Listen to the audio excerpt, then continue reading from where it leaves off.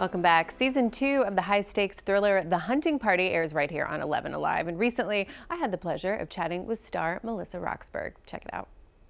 Melissa, good to see you. I have to tell you, I'm going to get to The Hunting Party in 1 second, but I was just watching you on the Today Show, and you were saying that you're going to take flying lessons, and you're not. This is not really a question, but you're not terrified? I'm so scared. Oh no, I'm so terrified. But I will say, this Christmas gift that I got years and years and years ago was skydiving, and I went into that terrified. And when I jumped out of the airplane, it was one of the best experiences I've ever done. And so I kind of know that it'll be the same with flying lessons. I'll be scared, but when I'm in the air, I'll be happy I did it. You're so impressive. Which is probably not great for anyone getting in a plane with me, but for now, when we're just learning, I feel like I can say that. Noted. Okay, well, you have a lot of talents, and your day job is you're a brilliant actress. So you play Bex, The Hunting Party, Season 2. It's intense. Tell me and our viewers about Season 2. What can we expect? Season 2 feels a little more elevated. It feels kind of like they took Season 1 and just pumped it up.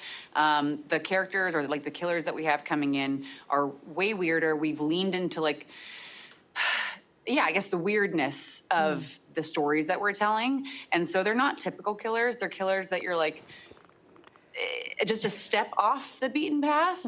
But we have some amazing guest stars coming in as well. We have Kelsey Grammer, Eric McCormack, Liz Gillies, Niecy Nash, my personal favorite, Josh Dallas.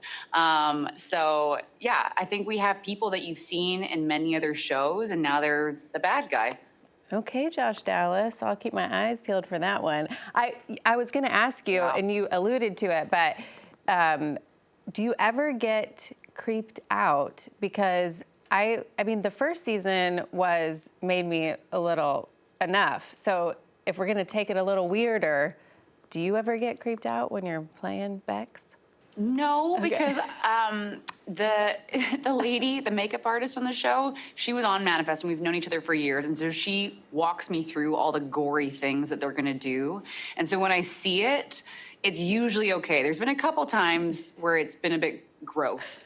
But in person, it's normally fine. When I see it on screen, it's actually harder for me for some reason. I'm not too sure what the psychology is there, but yeah. Well, we can watch a show and then go for a flight.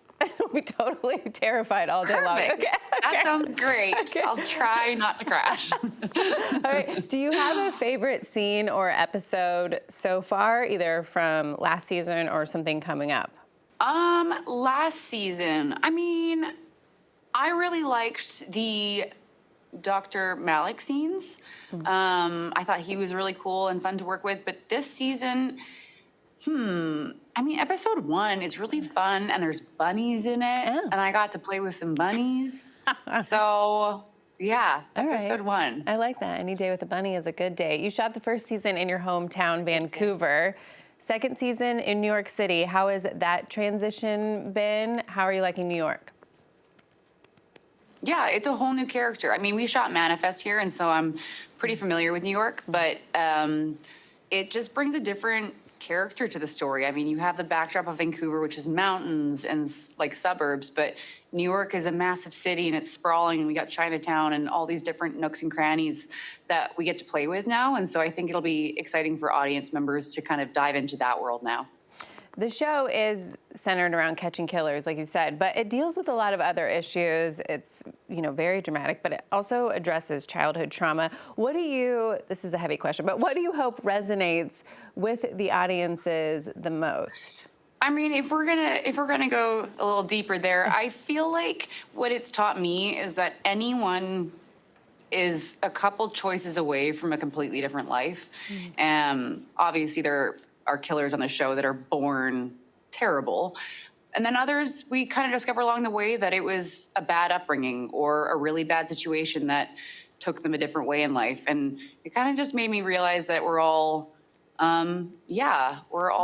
responsible for the choices that we make. That should be a whole separate show, Melissa, just the choices that all of the characters in previous episodes have made to get where they are. Thank you so much for your time. I'm so excited for you. You're so inspiring, honestly, and have fun in the air, taking flight. Thank you. Impressive. The Hunting Party airs Thursday nights right here on 11 Alive, and you can stream episodes on Peacock the next day.